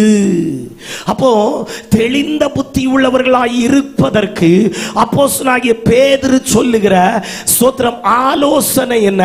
நீங்கள் உங்கள் மனதின் அறையை கட்டி கொள்ள வேண்டும். உங்க மனதின் அறையை கட்டி கொள்ள வேண்டும். ஒரு அல்லேலூயா சொல்லுங்களே. ஆமென். சோத்திரம். நான் உங்கள்கிட்ட கேட்கிறேன், மனதின் அறைன்னு இங்க பேதுரு சொல்லுகிற ஆமேன் அறை இருக்கிறதே, மனதிற்கு ஒரு அறை உண்டுன்னு சொல்லுகிறார். ஆமேன். அறை என்றால் என்ன? இங்க பேதுரு சொல்லுகிற வார்த்தை என்ன அர்த்தத்தில் சொல்லுகிறார்? யாருக்காக இது சொல்ல முடியுமா? தமிழ் உங்களுக்கு நல்லா தெரியும்னா அந்த அந்த எழுத்தை பார்த்தாலே உங்களுக்கு பிடிச்சிடலாம். அந்த ராவை பார்த்தாலே பிடிச்சிடலாம். அது எந்த அறைன்னு சொல்லுங்க. ஓகே, குழப்பம் இல்லைண்ணே. கரம் உயர்த்தி இல்லையா சொல்லுங்களா. மனதின் அறை, அறை என்று பேதுரு இங்கே சொல்வது இடுப்பை காண்பிக்கிறது. ஒரு அல்லேலூயா சொல்லுங்களேன். அல்லேலூயா. ஆமா, கேட்டுட்டு இல்லையா? அரங்காங்கயிறு கேட்டுட்டு இல்ல? பழைய ஆட்கள் அறைன்னு சொல்லுகிறத நீங்க கேட்கலையா? தெரியுமா தெரியாதா? சோத்திரம். அப்ப மனதின் அறை என்று பேதுரு சொல்லும்போ மனதை பேதுரு எதோடு ஒப்பிட்டு சொல்லுகிறார்? இடுப்போடு, இந்த அறையோடு ஒப்பிட்டு சொல்லுகிறார். அல்லேலூயா, சோத்திரம். இந்த மனதின் அறையை, இந்த இடுப்பை எதனால கட்டணுமா? சோத்திரம், எதனால கட்டணுமா? அதற்கு அப்போஸ்தலனாகிய பவுல் ஆமென் சோத்திரம் விடை சொல்லுகிறார். ஆமென். எபேசியர் 6ஆம் அதிகாரத்தின் 14ஆம் வசனத்தில் பவுல் சொல்லுகிறார், சத்தியம் என்னும் கச்சையை அறையில் கட்டி கொண்டவர்களாய் நில்லுங்கள். கரம் உயர்த்தி ஒரு ஆமென் சொல்லுவோமே. பேதுரு சொல்லுகிறார், உங்கள் மனதாகிய அறையை நீங்கள் கட்டிக்கொள்ளணும். எதனால கட்டணும்னு ஆமென் பவுல் சொல்லுகிறார். அது எதனால கட்டப்படணும்? சத்தியம் என்கிற சத்திய வசனத்தினால், உபதேசத்தினால், சத்திய வசனத்தினால் அந்த அறையை, அந்த ஆமென் சோத்திர இடுப்பை நாம் கட்டிக்கொள்ள வேண்டும். ஆமென். ஹல்லேலூயா, ஸ்தோத்திரம். வேத புஸ்தகம் நாம் நன்றாய் வாசித்தால், வேத புஸ்தகம் புதிய ஏற்பாட்டில் நம்மை ஒரு ஆவிக்குரியவனை 4 நிலைகளில் உவமிக்கிறது. ஒன்று, ஒரு ஆவிக்குரியவன் ஒரு ஓட்டக்களத்தில் ஓடுகிற ஒரு ஓட்டப்பந்தய வீரனுக்கு ஒப்பாய் இருக்கிறான். அவனுக்கு நியமிக்கப்பட்ட ஓட்டத்தில் அவன் பொறுமையோடு ஓடும்போது ஆமென் அவன் பிரதிபலனை பெற்றுக் கொள்ளுகிறான். இரண்டாவது, ஆமென் ஒரு சோத்திரம்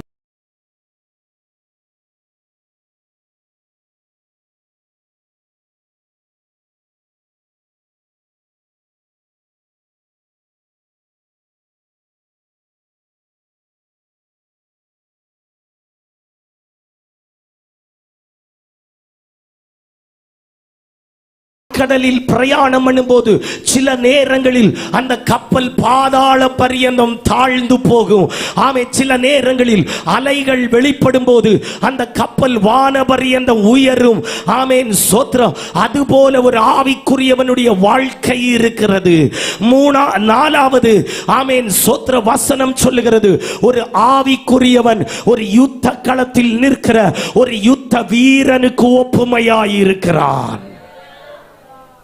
ஆமென். இந்த உபவாச நாட்கள், இந்த ஜெப நாட்கள், இது ஒரு யுத்தம், இது ஒரு யுத்த நாட்கள்.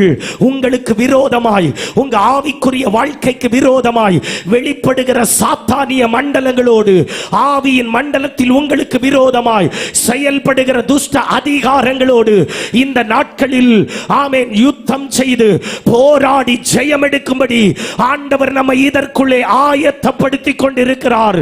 தெய்வ இது ஒரு யுத்த நாட்கள்.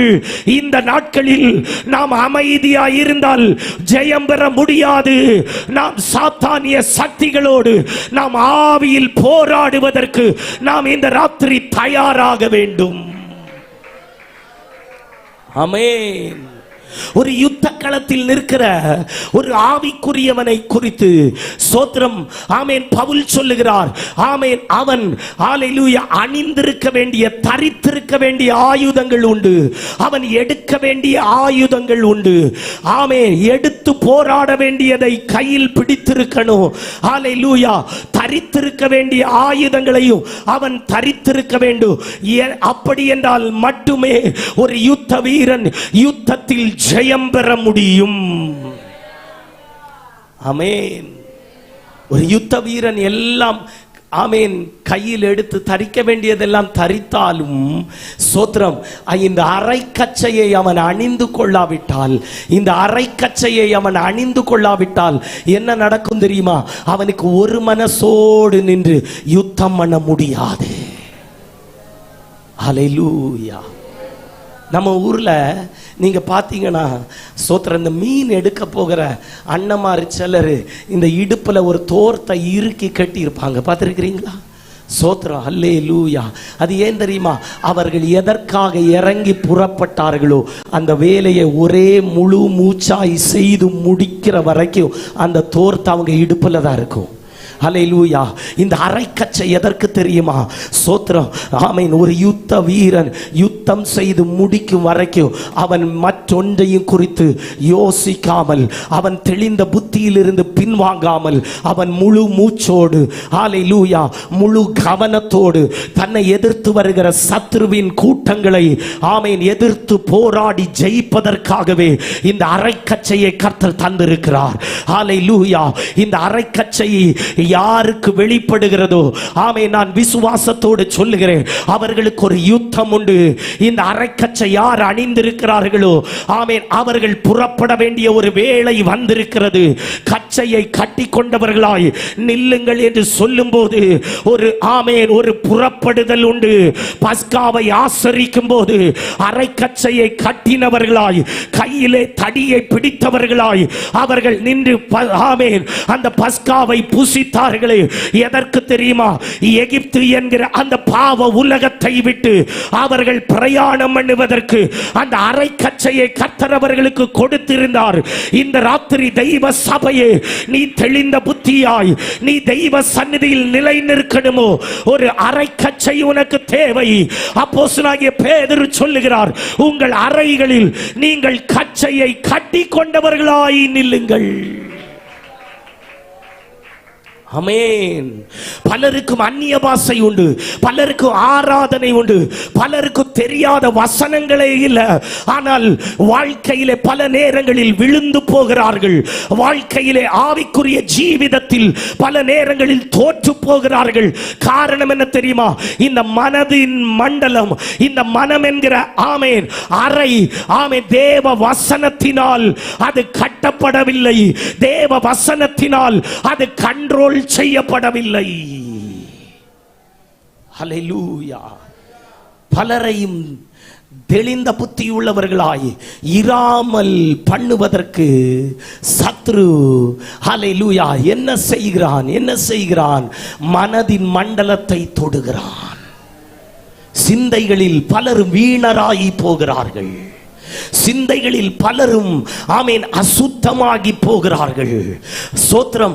சிந்தைகளில் பலரும், ஹல்லேலூயா, தேவனுக்கு முன்பாக அருவருப்பாகி போகிறார்கள். ரட்சிக்கப்பட்டவர்கள் தான், ஆராதிக்கிறவர்கள் தான், சோத்திரம், அபிஷேகம் பெற்றவர்கள் தான். ஆனால் வீழ்ச்சி எங்க வெளிப்படுகிறது? அவர்களுடைய மனதின் மண்டலம் வசனம் என்கிற சத்தியத்தினால், வசனம் என்கிற, ஆமென், பெல்ட்டினால, வசனம் என்கிற கச்சையினால அவர்களுடைய மனது என்கிற இடுப்பு அது கட்டப்படவில்லை. இன்று ராத்திரி பரிசுத்தாவியில் சொல்லுகிறேன், உங்க சிந்தை மண்டலம் இன்று ராத்திரி, ஆமென், சுத்திகரிக்கப்படுவதாக. உங்க சிந்தையை ஆட்கொள்ளுகிற எல்லா சாத்தானிய கிரியைகளையும், எல்லா சாத்தானினுடைய தந்திரங்களும் இந்த ராத்திரி உடைந்து மாறுவதாக. எத்தனை பேர் ஒப்பு கொடுக்கிறீங்க? என் சிந்தையின் மேல் தேவனுடைய மகத்துவம் வெளிப்படுவதாக, தேவ வல்லமை வெளிப்படுவதாக. சிந்தையை ஆட்கொள்ளுகிற எல்லா சாத்தானிய தந்திரங்களையும் இன்று ராத்திரி ஆவியில் ஜெயம் எடுக்கிறோம். சுடராபா ரிகாபாலா ரிகாபாதா ரிகாதானா சுடரதானக சந்தரகரகசி. ஆமென். ஹல்லேலூயா. மார்ட்டின் லூதர் என்று சொல்லுகிற தெய்வ மனுஷன் இப்படி சொன்னார், ஹல்லேலூயா, பறவைகள் நம்முடைய தலைக்கு மேல் பறக்கிறதை நமக்கு தடுக்க முடியாது. ஆனால் அதே பறவைகள் நம்முடைய தலையில் கூடு கட்டுவதை நாம், ஆமென், தடுக்கலாம். ஹல்லேலூயா. இன்றைக்கு உலகத்தில் எங்க பார்த்தாலும் பாவம், அநியாயம், அநீதிகள், அக்கிரமங்கள், தேவனுக்கு விரோதமான அருவருப்புகள் நம்முடைய கண் முன்பிலே வெளிப்படும் போது சோத்திரம் பலதும் நம்முடைய சிந்தைக்குள்ளே வரும். ஆனால் அதிலேயே தங்கிவிட வேண்டியவர்கள் அல்ல நாம். அவைகளை உடனே, ஆமென், சோத்திரம், நம்முடைய சிந்தையை விட்டு இருந்து அகற்றுவதற்கு ஆமென் நாம் கடமைப்பட்டிருக்கிறோம். அவர்கள் தான் தெளிந்த புத்தி உள்ளவர்களாய் இருக்க முடியும். இந்த ராத்திரி உங்க சிந்தையை பிடித்து ஆமென் ஸ்தோத்திரம் அசைக்கிற எல்லா அந்தகார அதிகாரங்களையும் ஆண்டவர் இந்த ராத்திரி கடிந்து கொள்ளுவாராக. மனதின் மண்டலங்கள் பரிசுத்தப்படட்டும். ஹல்லேலூயா, ஹல்லேலூயா. சிந்தையின் வாசல் 2. 1 கண்ணு, 2வது காது. கண்ணு எதை பார்க்குமோ, காது எதை கேட்குமோ அதை தான் சிந்தை சிந்திக்கும். உங்க கண்கள் பரிசுத்தமானதை காணட்டும், உங்க காதுகள் பரிசுத்தமானதை கேட்கட்டும், பரிசுத்தமானதை கேட்கட்டும். ஹல்லேலூயா. இன்று ராத்திரி சிந்தைகளில் வெளிப்படுகிற சாத்தானிய தந்திரங்களை ஜெயிக்கிறவர்களாய் தெய்வ சபை மாறணும். ஆமென். ஸ்தோத்திரம். 1 கொரிந்தியர் 10ஆம் அதிகாரத்தில் ஸ்தோத்திரம். ஹல்லேலூயா, ஹல்லேலூயா ஜீசஸ், ஹல்லேலூயா. ஆமென், ஆமென், ஹல்லேலூயா. சாரி, 2 கொரிந்தியர் 10ஆம் அதிகாரம் அதனுடைய ஆமென் 2வது 3வது வசனங்களை வாசியுங்கள். ஸ்தோத்திரம். ஆமென். 3வது வசனம் வாசிங்க. 3வது வசனம். நாங்கள் மாம்சத்தில் நடக்கிறவர்களாயிருந்தும் மாம்சத்தின்படி போர் செய்கிறவர்கள் அல்ல. அடுத்து, எங்களுடைய போர் ஆயுதங்கள் மாம்சத்துக்கு ஏற்றவைகளாயிராமல் அரண்களை நிர்மூலம் பண்ணுகிறதற்கு தேவ பலமுள்ளதாயிருக்கிறது. அவைகளால் நாங்கள் தர்க்கங்களையும் மேட்டிமைகளையும்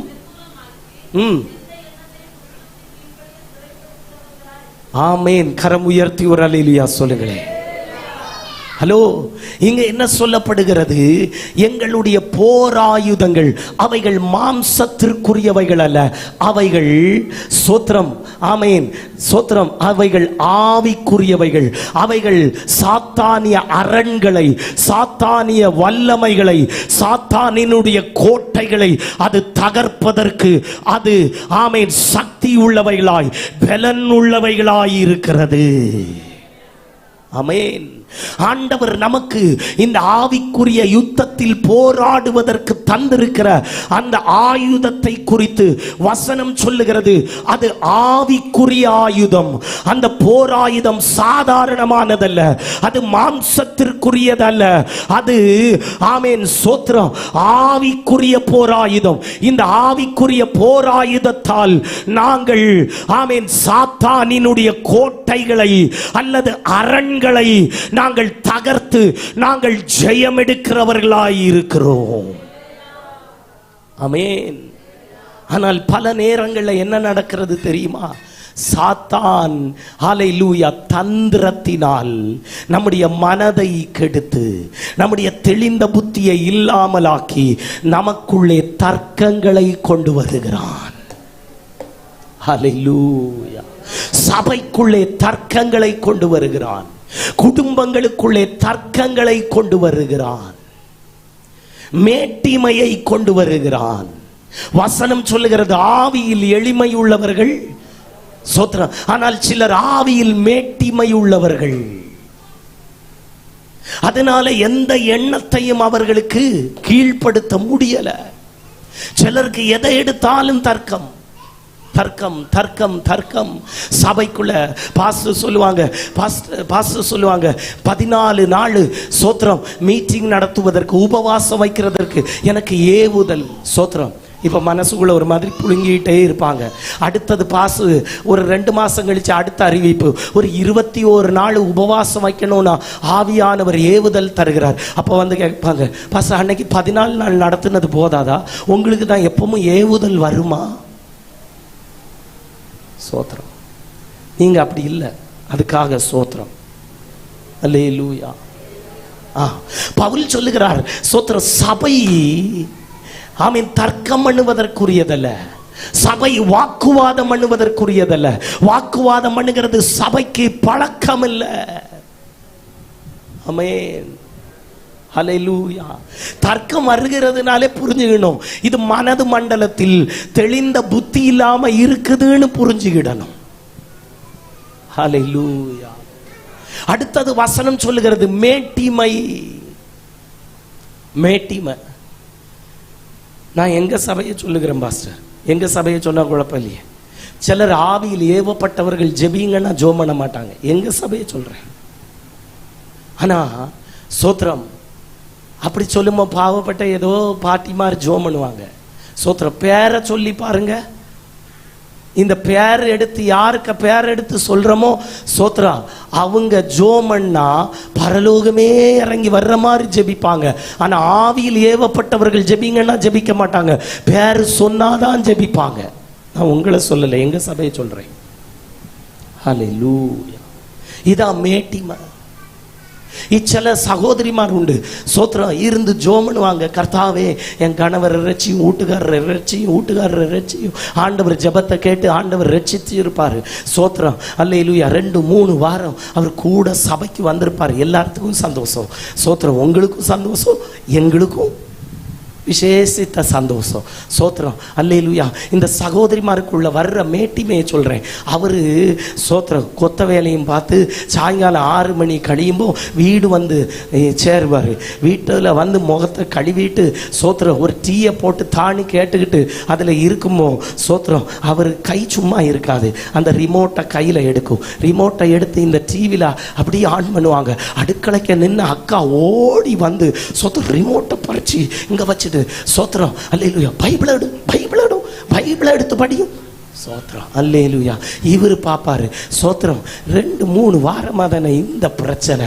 சோத்திரம் நான் சபைக்குள்ள என்னைக்கு போனேனோ அன்று முதல் தான் இவளுக்கு சுபாவமும் வார்த்தையும் மாறி இருக்கு.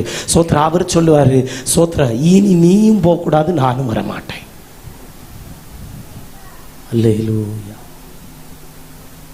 இந்த மேட்டிமையை வேண்டான்னு அவர் ஜோம் பண்ணுவார், அவர் பைபிள் வாசிப்பார். அவர் இப்போ வந்திருக்கிறார், அவ்வளவுதான். சோத்ரம் அவரை கொஞ்சம் விடுங்க. அல்லேலூயா சொல்லுங்க. அல்லேலூயா. ஒரு இடத்துல இப்படி சொன்னப்போ ஒரு சிஸ்டர் முன்னால வந்து விழுந்து அழுது. சோத்ரம் அல்லேலூயா. எதுக்கோ அழுகிறாங்கன்னு நினச்சேன். அந்த பாஸ்டர் முடிஞ்சவொன்னே என்கிட்ட சொல்றாரு, பாஸ்டர் நீங்க சொன்ன மாதிரி உங்க வாழ்க்கையில் நடந்திருக்கு பாஸ்டர். அப்ப எப்படி பாஸ்டர் இப்போ வந்தாங்க? அது வீட்டுக்காரருக்கு தெரியாம இப்போ சபைக்கு வந்திருக்கு. அல்லேலூயா. இந்த மேட்டிமை வேண்டாம். சோத்திரம். இதெல்லாம் ஜெயிக்க ஆரம்பிச்சா கிறிஸ்துவுக்கு விரோதமா வசனத்துக்கு விரோதமா எழும்புகிற எதையும் நமக்கு மேற்கொள்ள முடியும். கரம் உயர்த்தி ஒரு ஆமென் சொல்லுங்களேன். ஹல்லேலூயா. ஹல்லேலூயா. நீங்களும் நானும் ஒரு யுத்த களத்தில் நிற்கிறோம். இந்த யுத்த களத்தில் தெளிந்த புத்தியோடு இருந்தால்தான் ஜெயம் எடுக்க முடியும். தெளிந்த புத்தியோடு இருந்தால்தான் சாத்தானின் வல்லமைகளை, சாத்தானின் ஆயுதங்களை, சாத்தானின் சக்திகளை நமக்கு சிறை பிடிக்க முடியும். நான் சொல்லுகிற பழைய ஏற்பாட்டில் தான் யுத்தம், ஆனா புதிய ஏற்பாட்டில் யுத்தம் அல்ல, அது போராட்டம் என்று சொல்லப்படுகிறது. யுத்தத்திற்கும் போராட்டத்திற்கும் உள்ள வித்தியாசம் என்ன தெரியுமா? யுத்தம் ஆமென் சில உடன்படியின் அடிப்படையில், சில ஆமென் சோத்திர காலக்கெடுவின் அடிப்படையில் நடக்கும். ஆனா போராட்டம் அப்படி அல்ல. அது எங்க ஆரம்பிச்சு எங்க முடியும் என்று யாருக்கும் சொல்ல முடியாது. ஹல்லேலூயா. ஆமென் ஆமென். அப்போஸ்தலனாகிய பவுல் இந்த போராட்டம் ஒரு பெயர் வைக்கிறார். அது நல்ல போராட்டம். இன்று ராத்திரி போராட்ட களத்தில் இருக்கிற தெய்வ சபையே, நீ தெளிந்த புத்தியோடு இருந்தால் மட்டுமே இந்த போராட்டத்தில் ஜெயம் எடுக்க முடியும். ஒரு தெளிந்த புத்தியோடு ஜீவிக்கிற ஒரு ஆவிக்குரிய ஜீவிதத்திற்காய் இந்த ராத்திரி தெய்வ சபை தன்னை ஒப்பு கொடுப்பதாக வாய்களை திறந்து எத்தனை பேர் விசுவாசிக்கிறீங்க? இந்த ராத்திரி ஒரு தெளிந்த புத்தியோடு ஆமென் போராட்டத்தில் வெற்றி பெற இன்று ராத்திரி தேவ சமூகத்தில் உங்களை விட்டு கொடுங்க. சுடரபலக சந்தரா ரகலே ரெகதே ரிகதனா வைடகரக சந்துரா ரகசி. ஹல்லேலூயா. ஹல்லேலூயா. ஆமென். அப்போஸ்தலனாகிய பேதுரு சொல்லுகிறார், தெளிந்த புத்தி உள்ளவர்களாயிருந்து ஹல்லேலூயா விழித்திருந்து பிசாசு உங்களை எந்த விதத்திலும் வஞ்சிக்காதபடி, பிசாசின் தந்திரங்களை அறிந்து அதை ஜெயம் எடுக்க ஆமென் சோத்ரம் நீங்கள் தெளிந்த புத்தி உள்ளவர்களாயிருங்கள். ஹல்லேலூயா. தெளிந்த புத்தி உள்ளவர்களாய் இருக்கணுமோ பேதுரு சொல்லுகிறார், உங்கள் மனதாகிய அறையை நீங்கள் கட்டிக்கொள்ளணும், வசனத்தினால் கட்டிக்கொள்ளணும், ஆவியினால் கட்டிக்கொள்ளணும். மனதின் அரைக்கச்சையை கட்டாதவன் யுத்தம் செய்ய முடியாது. மனதின் அரைக்கச்சையை கட்டாதவன், சோத்திரம், ஹல்லேலூயா, புறப்படுதலை தேவன் ஏற்படுத்தும் போது புறப்பட்டு போக முடியாது. இன்று ராத்திரி தெய்வ சபையே, உங்க மனதின் அரைக்கச்சையை கட்டிக்கொள்ளுங்கள். ஹல்லேலூயா. நாகும் 2ஆம் அதிகாரத்தில் சொல்லப்படுகிறது, சிதறடிக்கிறவன் வருகிறான். ஹல்லேலூயா. அவனை ஜெயிக்கணுமோ, ஆமென், மனதின் அறை கட்டப்படுவதாக. ஒரு தெய்வீக ஆமென் ஜெயம் என்று ராத்திரி தெய்வ சபையின் மேல் வெளிப்படுவதற்கு எத்தனை பேர் உங்களை ஒப்பு கொடுக்கிறீங்க? உங்க குடும்பத்திலே, உங்களிலே எத்தனை பேர் ஒப்பு கொடுக்கிறீங்க? ஒரு பிரசங்கத்தை ஆமென் பிரசங்கித்து முடிக்கணும் என்பது என்னுடைய விருப்பம் இல்லை. ஆனால் அதை காட்டிலும் வெளிப்படுகிற தெய்வ பிரசனம் தான் இங்கே முக்கியமாயிருக்கிறது.